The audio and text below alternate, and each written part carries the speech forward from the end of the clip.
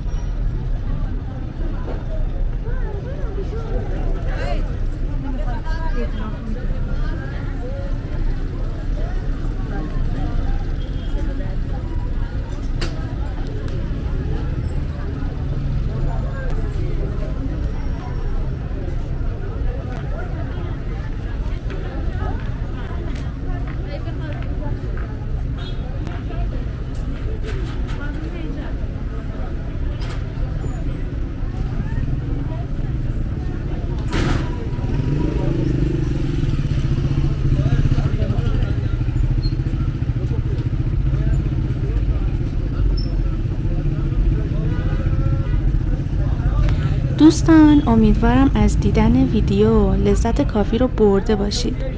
خوشحال میشم نظر و پیشنهاداتتون رو در قالب کامنت با ما در میون بذارید. تا ویدیو بعدی، خدایا رو نگهدارتون.